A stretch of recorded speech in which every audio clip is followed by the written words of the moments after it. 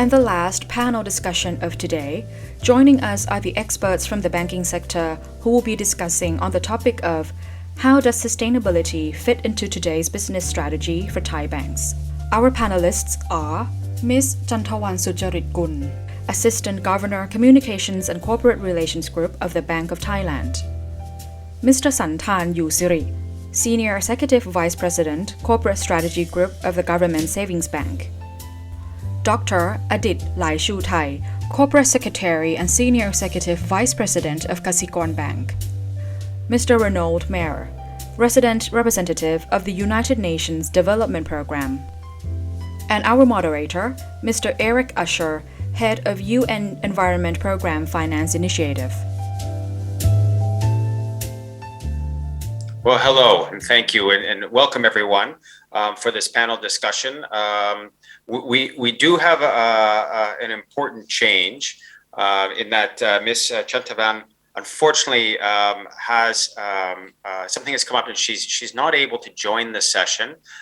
We're told that she might be able to come in later to give some quick inputs, but unfortunately she has another urgency at the moment, and we're very pleased to have Ms. Siripim Vimolchalao, excuse me for the mispronunciation, who has been able to join from the Bank of Thailand at late notice. So welcome very much, Ms. Siripim, and really pleased to have a cross-section of the finance industry, a number of key institutions represented to talk about this very critical issue about how does sustainability fit in today's business for Thai banks.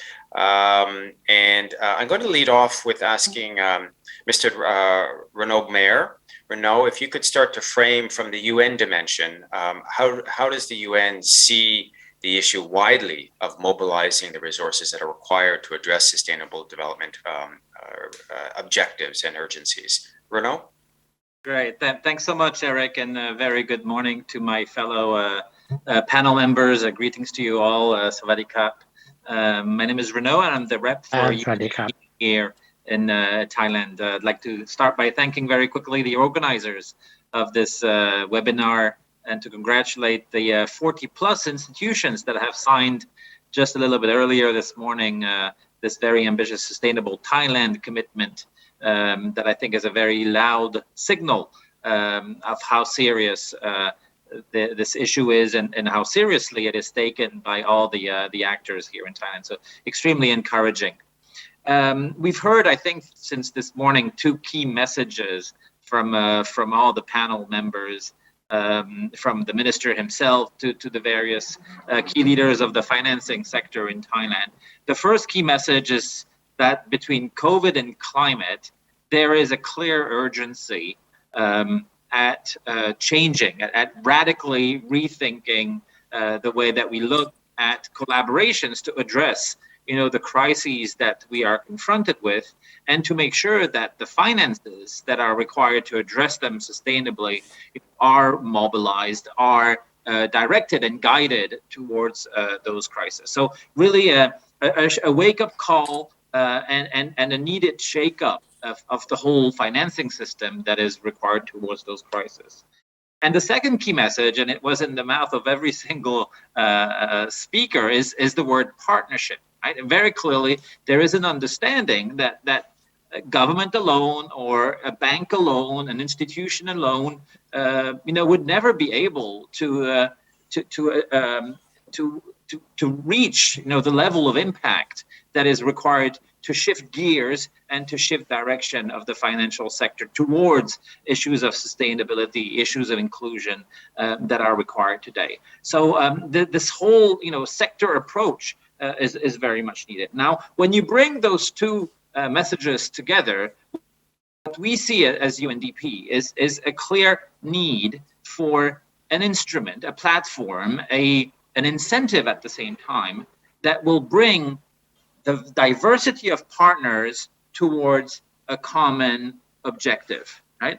And we would like to offer, and we do this around the world as a UN organization, a platform called the Integrated National Financing Framework, or INFF with its acronym, as a platform to bring together domestic and international financing flows public and private financing flows, and whereby, just like you have in an airport a tower control, right? You put this tower control in the Ministry of Finance, and you give them, sufficient information and dynamic data that will allow them to take the required policies, measures, decisions that really direct the financing flows, first of the available financing, but if needed, mobilize additional financing towards this set of common objectives. So it requires a little bit of pre-work, and we're finalizing now what is called a development finance assessment, which is a kind of a landscaping exercise of the financing sector, to really, together with the Fiscal Policy Office of the Ministry of Finance of Thailand, to have the most updated and most holistic, comprehensive overview of what is available. Right? And I think this is really something that we would want to highlight and underline as a key priority. This requires, of course, therefore, and this is why I'm so pleased to be on this panel, the active collaboration of all the banking sector. Right? And we foresee a very important role of the banks themselves individually, but of the Thailand Bankers Association to really guide a bit like if you look look at the banks as a flock, of different institutions with their own history, with their own traditions, but to really help them guide, respecting each of them, but guide them towards this common objective, towards this instrument, the INFF, that we will look forward to presenting in details to the association and its key members. Another element that I want to flag, because this is mostly oriented towards banking, but I think, Eric, in your own presentation of the principles, you've mentioned this also, the whole area of inclusive insurance, financing insurance, and risk financing, which I think is also a sector that we should definitely look into here in Thailand.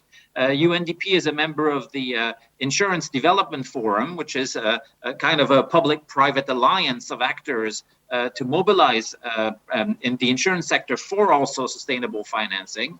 And we are just embarking now, again with the Fiscal Policy Office and the Insurance Commission of Thailand, and an exercise, a country diagnostic, again to landscape, to map out the various elements that could be instrumental in providing and leveraging, if you wish, insurance risk financing for sustainable development. So I think really a milestone, and I'm very pleased that this webinar in a way is extremely timely to take stock of all those initiatives that have huge, in my view, potential to bring together all the partners to address the urgency of those crises that are upon us, and to ensure that Thailand continues to lead the region and to be a key player around the world on the issue of sustainable and responsible banking and financing.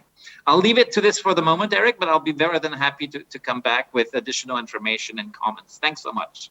Great. Well, super, Renaud, and a nice, I think, framing. And as you said, there are a number of frameworks that are being put in place, and I think individual institutions, you need to see what's relevant and try to figure out how I would say the frameworks widely for operating as an organization, bank or otherwise, are changing, how expectations of clients and regulators and others are shifting, and how we can help react to, and actually in some cases help lead that shift. I want to move now to Dr. Adit. Now you're from Kasikornbank, and if I could ask, the notion of environmental and social issues is not new. You've been dealing with this at your organization for a long time, but what has changed recently, and how do you see how these issues might be becoming more strategic in nature? So sustainability, how does it fit into your today's business strategy? Thank you for your difficult question. When you're looking at the environment issue, it's been with us all along. We just don't recognize it, that it's about to collapse in front of our very own eyes. So I think that's the key. And besides all of that, when you're looking in terms of sustainability, don't forget that banks are making money from managing risk, right? We are looking at risk every day. And it is our key to understand the risk, identify them, and then mitigate them. And every time we see new risks, the strategies must be reviewed and revised. So that's how you can see the connection between new risks and also the strategy being formulated. My point is, environmental issues have been with us until recently that there will be some good factors that stir this up to just say that this is a global agenda and it's not just only anybody's agenda anymore. So that's just to start, that I think it would just make everything go faster. We'll put everything on the table quicker and demand immediate actions rather than just, let me think whether that will be relevant to me or not. So it's not that issue anymore. For our bank, when you're looking at the whole picture here, we actually adopted UNEP PRB because it makes sense. Why? If we are a true believer in sustainability, that implies that we want to do the right thing, right? Because by mitigating risk, eventually, we actually can exist in the future without violating or jeopardizing the ability of other people to enjoy natural resources. That's the key definition of sustainability. What does it mean? It means that if we do the right thing like that, UNEP PRB definitely will be something to guide us to do things right. And that's why it makes sense to us that while adopting UNEP PRB, there'll be something that will help us look into these issues with the good guidance. And number two, when you're asking about the issues on environment, it is a part of it. Actually, personally, I don't think that ESG can be separable. They will come all in big lump because when you're looking at the environmental issue, you cannot separate the other two issues out. When you're looking at the social issue, you cannot separate the other issues out. And same, right? Only maybe the governance will set the tone for the ethical issues and the legal issues earlier. And then everything you think about and do under the S and under the E probably will be under the framework of good corporate governance and legally. So the thing is, when we look into the PRB, we feel that, to me, sustainability can be equivalent to a religion. ESG and also the guidance from PRB can be regarded as precepts. So that means that if you are a strong believer in one religion, you probably will act and think along with the precepts that you want to hold. That will imply that you will just getting into less trouble. And eventually, when you can take in all the possible risks, that implies that the net return that you get likely to be sustainable. And that will make everybody happy. The corporate, a bank like ourselves, will be happy. Our shareholders will feel less threatened by the volatility of the returns at that time. Sometimes it'll be good, sometimes it'll be bad. And all the whole society will feel like, well, this is a good bank to do business with. So they feel at ease. So all in all, it's just kind of a good thing to do. And of course, as your question indicated, everything will lead to strategy. So if you think this is important, then we need to look whether everything is under the strategy or not, and then revise, review, and then do it tomorrow again. So to me, when you're talking about sustainability, it is not a target. It is not.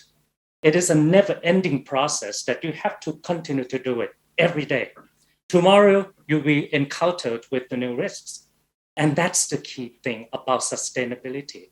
It's a long process of change. It's a long process to think about good things and then mitigate the bad things and then just likely to exist in the future. Well, sorry for my long answer, but at least I just get it out of my chest. Thank you very much, Dr. Adit. It's something you very much believe in.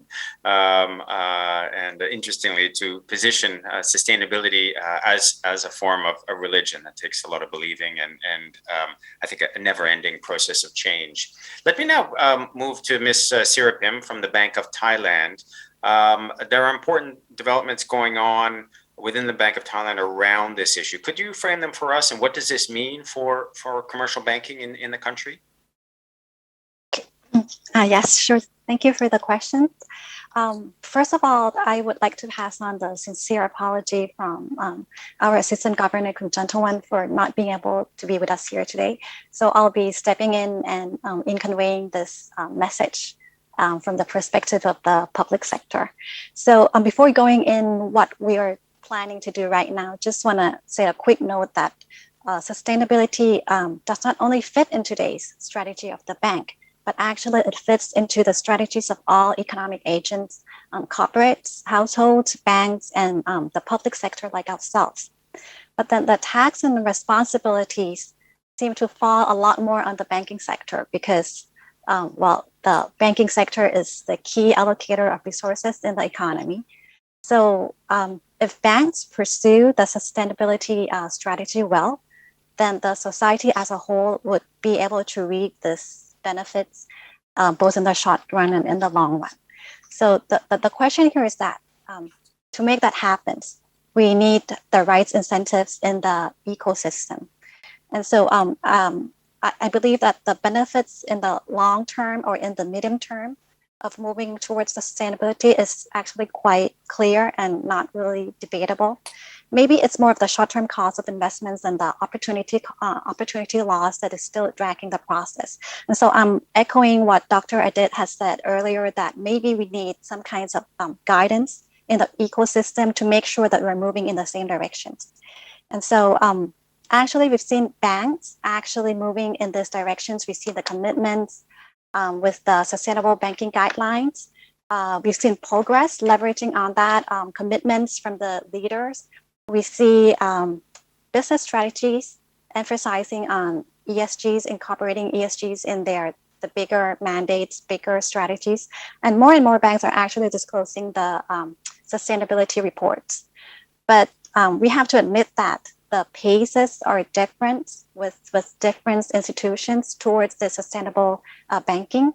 So from the point of view of the central bank, our key question is, how do we ensure this ecosystem that would help the banking sector accelerate this process of internalizing the ESG in their daily operations, as well as especially in their lending decisions. So just to give you some examples, we are leveraging on the sustainable banking guidelines, which is signed 2 years ago, and are planning on issuing the good practices for banks to illustrate some common expectations of what would constitute as a good practice. And the UNPRB is actually one of the examples of those good practices that we would like to see banks adhere to in terms of the ESG agendas. And also at the same time, we're also looking into the disclosure standards, because these are important because they help banks to realize what are the current gaps currently, especially the data gaps. And also, it also helps banks and the industry to prepare for future regulations if needs are. And actually, most importantly, it helps to show the real commitments of the banks themselves in putting the strategies into concrete actions. And just to add a little bit more, we are also working with other financial regulators on trying to have a consistent definitions of green financing, the green taxonomy. So we're working with the SEC, the OIC, the Fiscal Policy Office, and the Stock Exchange of Thailand, so that we will have some common definitions, not only across banks, but also across the financial sector. And eventually, we're hoping that this would be aligned in terms of the regional levels, because we're also part of the working team with the ASEAN taxonomies. And just to end this first remark, just want to say that Thailand is part of the bigger global network. And so alignment of standards across jurisdictions will be very important to promote both cross-border trade and financial flows, as well as the interconnected supply chains. So thank you. Great. Well, thank you very much, Ms. Siripim. And I think, as you said, there's a lot going on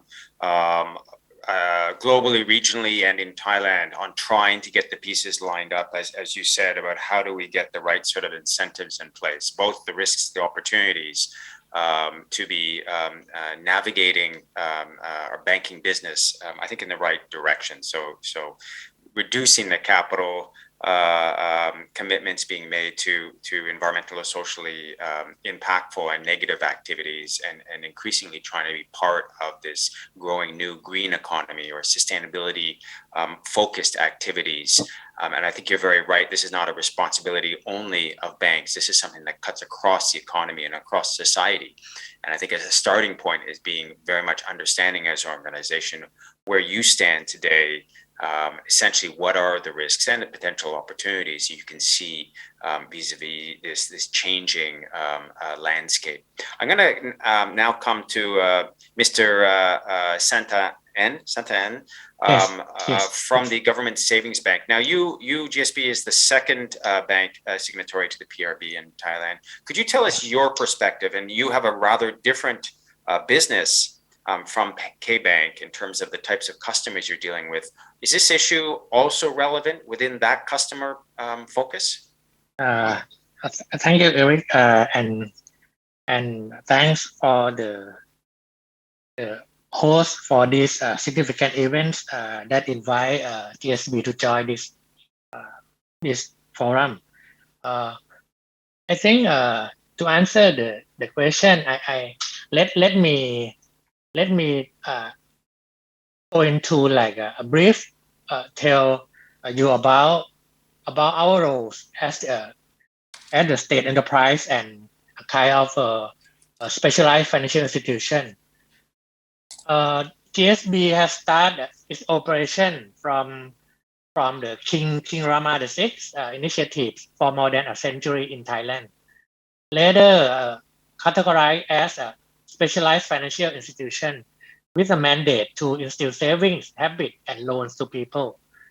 At present, GSB has a total assets of 3 trillion baht, account for 10% of the assets of the Thai banking system, or 40% of total assets in the specialized financial institution system.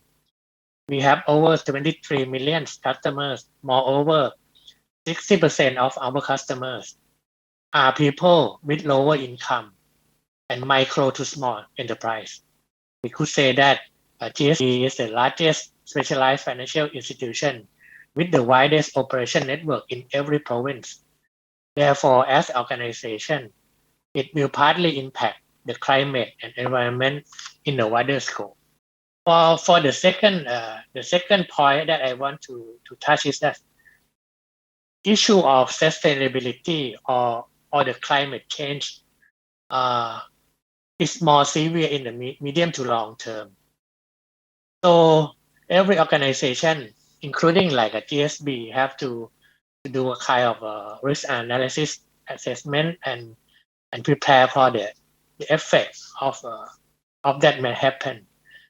The challenge of the bank is that the bank have to foresee the long-term effect of this issue, and then therefore GSB aim to raise its operation to be a sustainable banking, and that to consider society, environment, as well as governance in line with the international standard. So the main objective is to create sustainability growth and to balance internal external stakeholders.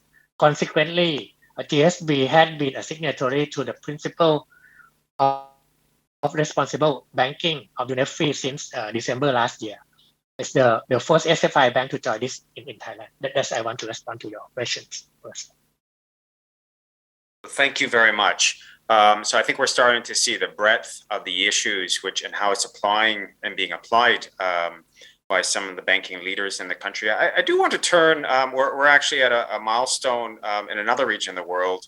I think as most people are aware that Angela Merkel, the longest standing, in many ways the most popular chancellor of Germany, is stepping down. And one thing that set her different was she was a scientist.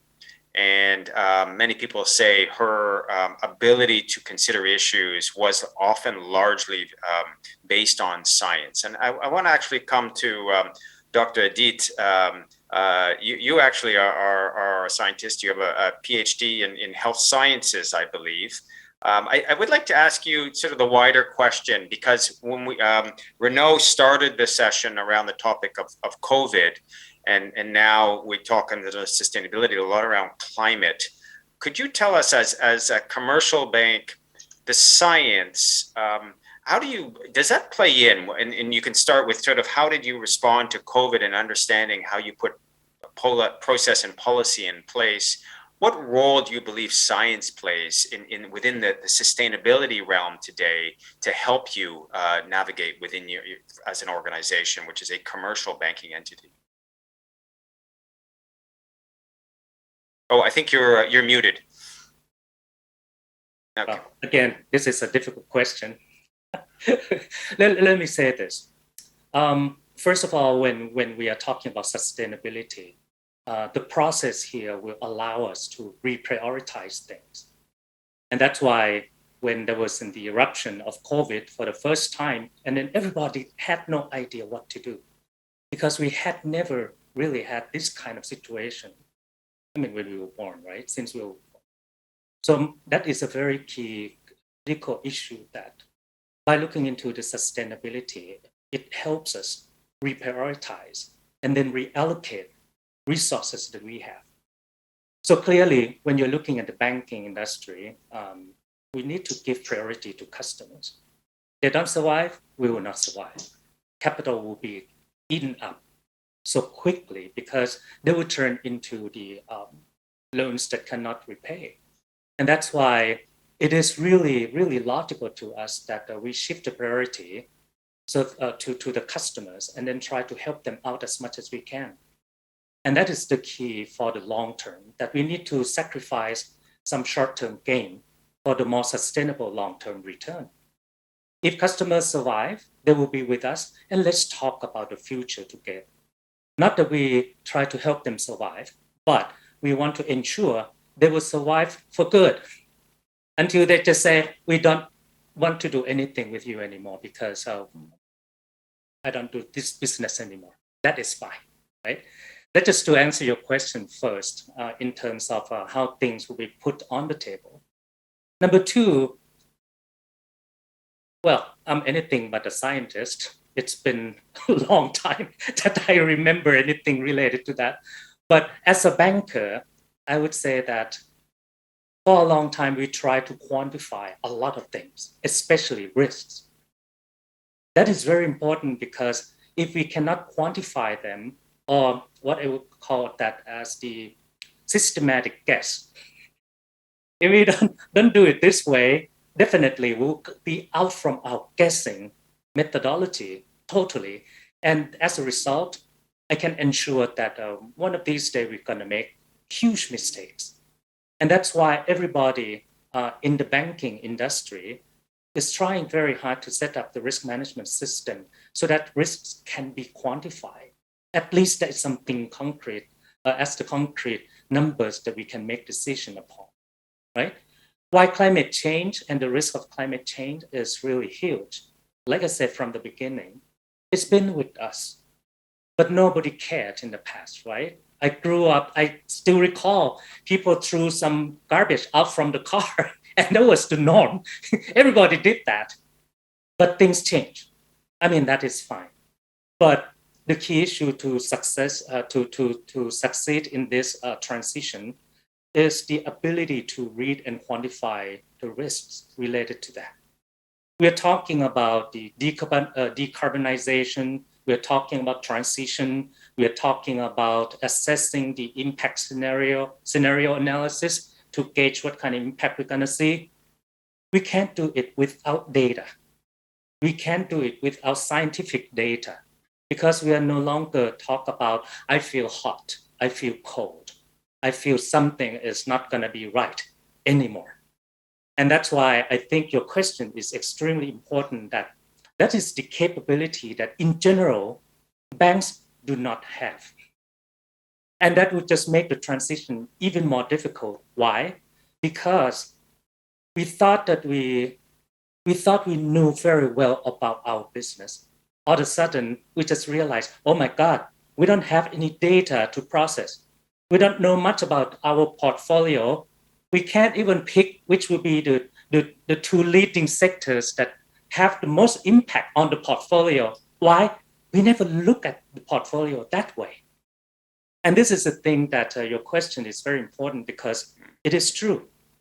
This is the new areas that we need to convert ourselves, build a new capability so that we understand the data, we understand the meaning of the data, and on top of everything, use the proper formulas, not from our feelings, but use it because those are scientific rules. So one of these days, when you're talking about the revised strategy, we need to put all of these scientific-based targets into the strategy and just set them as the target. Otherwise, it's going to be feelings. We can't combat this by saying that because we feel it that way. And that's why, in short, I have to say that this is a very long journey, especially for banks in general. Some may do it better than others, but we can't do it alone. We can't. Why? Because if we want to change the whole world, everybody must change and show their responsibilities as well, not just only the bank. And if the bank, just only our bank and maybe GSB and maybe some few more banks try to do something right, it's not going to work either. Why? It means that customers and other stakeholders can always go to other banks to enjoy the high risk and enjoy the short-term return. And that by itself is not sustainable.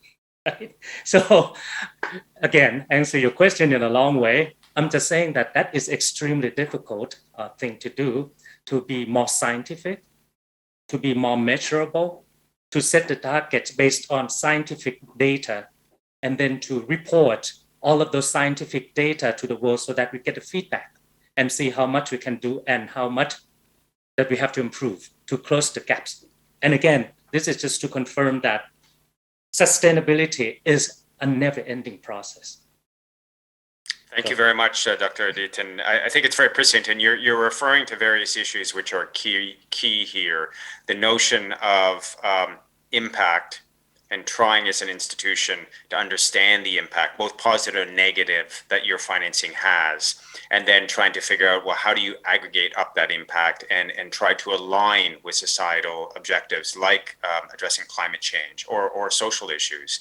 I think a really important key issue here is, and I think Ms. Siripim, you referred to this, the responsibility really doesn't lie in any one area. And when I think about public and private, there are a lot of issues that need to be navigated together.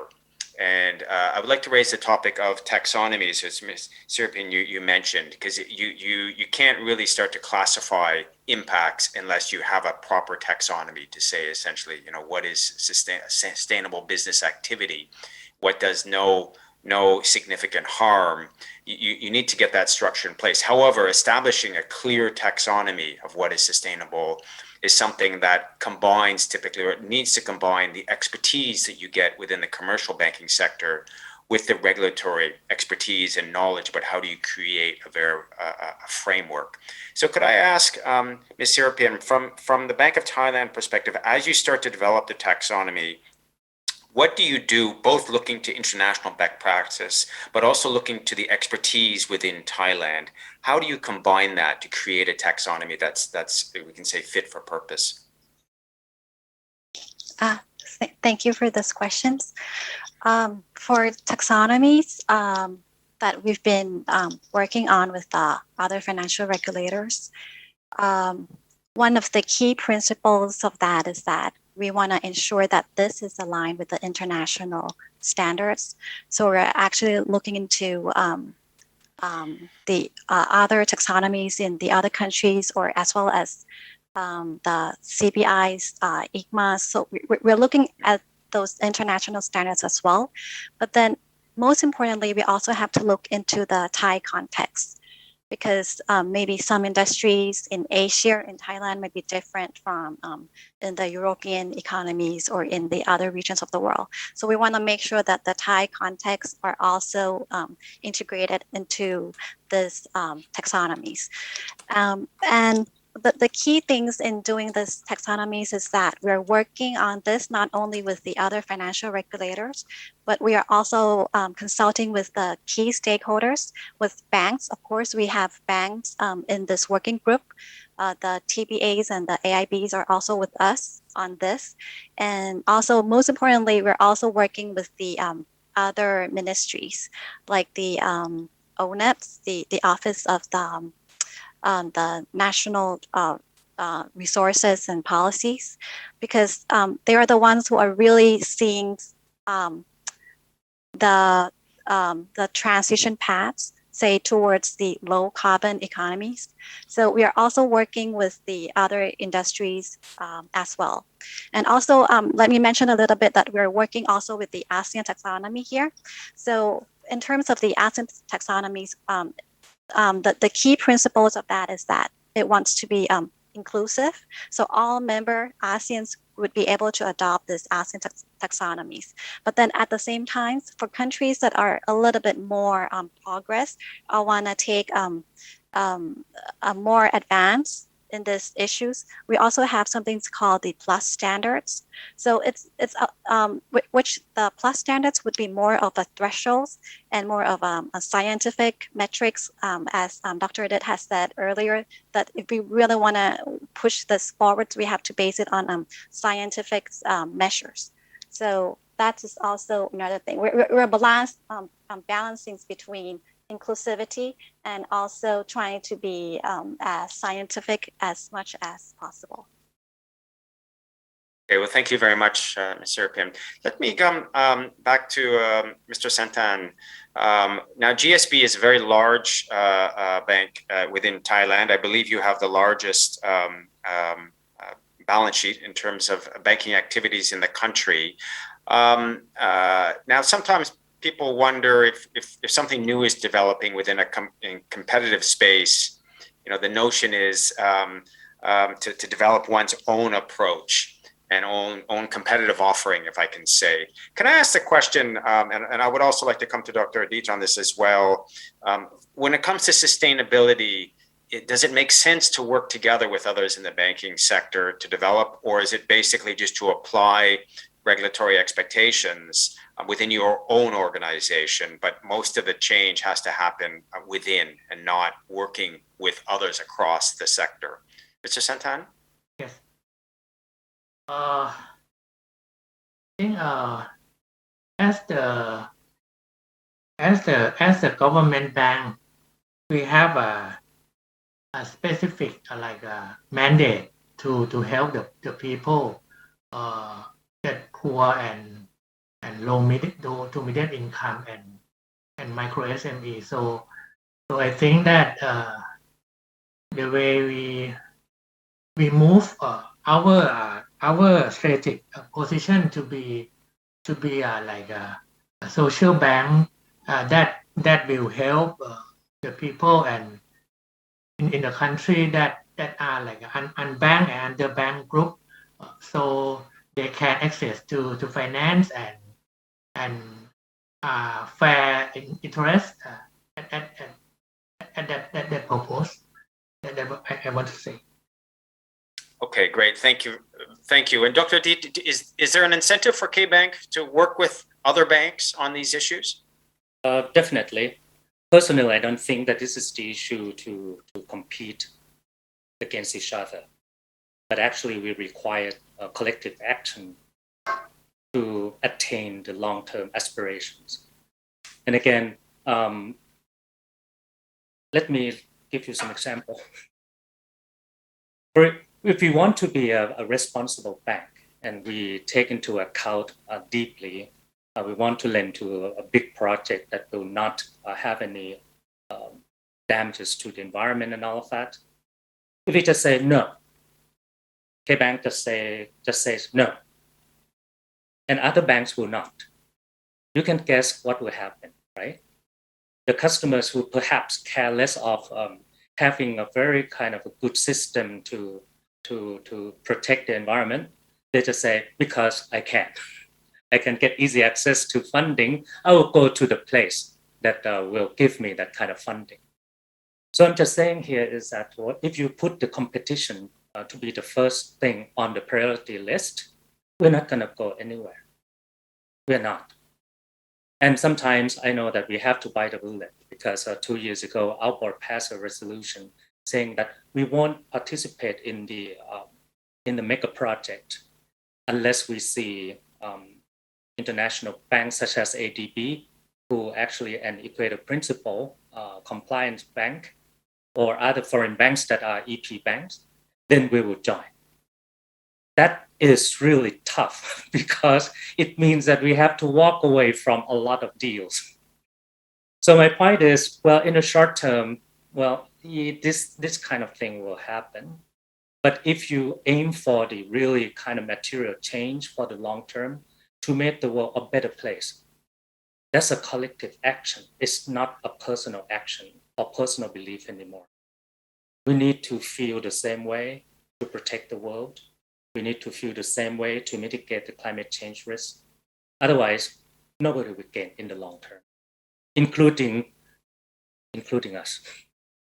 So to answer your question, I think that this is the areas that will require collective action to do together and attain the long-term aspirations together. And we, well, now a royal we, that we will all make our world a better place to live. Great. Well, thank you very much, Dr. Adit. And I'm going to turn to Renaud in a moment, but I'd have to say on behalf of the UN, that's the type of messaging, obviously, that has a lot of weight, I think, showing with the commercial banking industry and the entire banking industry to really working in alignment with societal objectives. And there's actually, in the investment area, there's an area of research called the inevitable policy response, which looks at jurisdictions which have been slow to put in place climate policies, and basically analyzes and makes the case that if you're in a jurisdiction which doesn't have a policy response in place, that's actually not a reason to sit back. It's actually a reason to weigh in ever more so. Because if you look at the science, you understand that issues like climate change are not going away on their own, and therefore that inevitably there will be a policy response that comes. And the later it comes, the more brutal it's going to be in terms of stranded assets and impact on the markets and on your banking business. So I think it's really important to be leaning in, working across the aisle, as we can say, with other organizations within your commercial sector, understanding these notions of taxonomy, what is green, what is sustainable, what does no significant harm, understanding the types of projects and enterprises that you need to be particularly cautious about. And I think most importantly, working with partners, working with your clients to help them navigate the way forward. Impact for a bank really doesn't come from its own energy consumption or paper consumption. It comes from what your clients do with the resources you provide to them. So you really have to be the partner in change to help them navigate this very uncertain period. So with that, Renaud, if I could come back to you from the UNDP and UN perspective in the country, how do you see, or what would you like to see in terms of pulling the pieces together, how we can get public and private to be working, to be navigating within a very uncertain period where change seems to be the only constant? And again, the issue of partnership and partnering, alliances, and this morning with the signature of this commitment, we have a good example, right? But this political will, or this will in general, has to translate into action. This is what our scientist, Dr. Adit, told us, that we have to see evidence, right?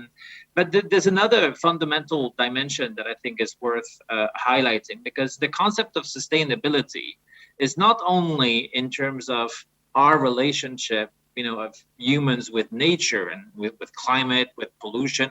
We can talk about air pollution also here in Thailand, which is so relevant. But it's also in the relationship between individuals. And I think, a country like Thailand, which has seen inequalities on the increase, and that the COVID-19, pandemic and its social economic impact, kind of worsens the overall picture. And we see numbers in terms of poverty that are rising.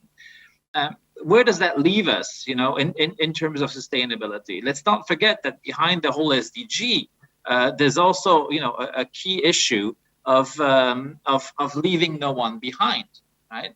And the social aspect of this is very, very critical.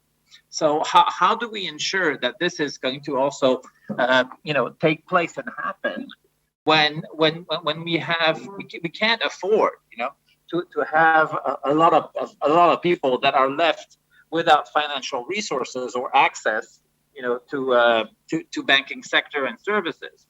So I think issues of sustainability are not only to be seen, from the perspective of green and climate, but also, and I guess this is something for the banks to look at in terms of providing services to other clients, future clients in a way, right? Is to make sure that they also develop financing products that are tailored, to the lower classes. And we know that household debts, level of debts for household in Thailand, especially for the low-income households, are especially high, right? And I wouldn't want to forget that whole social dimension of sustainability also, and actors like the Bank of Thailand, and that requires, to bring along another sort of partner, right? All those who are in the informal sectors, those who offer financial services at extremely high interest rates, and make the situation even worse. So how do we, kind of also bring a coalition behind that issue of social inclusion, so that we can reduce inequalities by providing, better access to financing services that are tailored for this type of customers. It is a win-win, again, for banks, and it be something that we should not overshadow by an emphasis solely on environmental and climate-related issues. Great. Well, thanks very much, Renaud. And one of the factors that PRB banks work together in developing guidance in different areas to try to understand how do you align on specific objectives. One of the recent areas of guidance released was on financial access, but also financial health. I think pointing to the issue that you're raising and increasingly understanding that we need to understand better what is the capacity of our customers to receive financing at different point, to make use of it, and how does it actually help better their own social economic situation.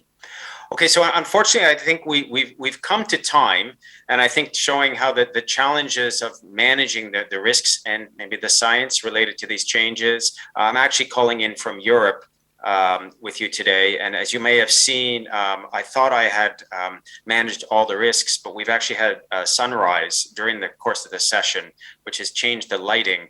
Now I have one side of my face better illuminated than the other, but this is what happens as we try to navigate through a new world. We learn, and next time we do it better.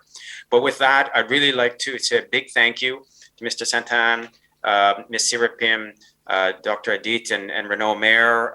A great, I think, overview on efforts being made in Thailand for the banking sector to navigate these new uncertainties, to work together between public and private, and between banking institutions, develop the new type of guidance, develop the new approaches, understand the notion of impact. How do we align with societal's objectives?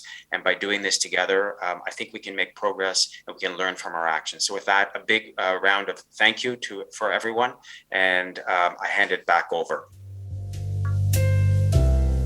We have now completed all the sessions in the program.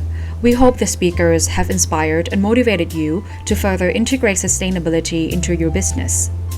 On behalf of all the organizers of Sustainable Thailand 2021, we sincerely thank you for your participation. I now call the meeting to a close.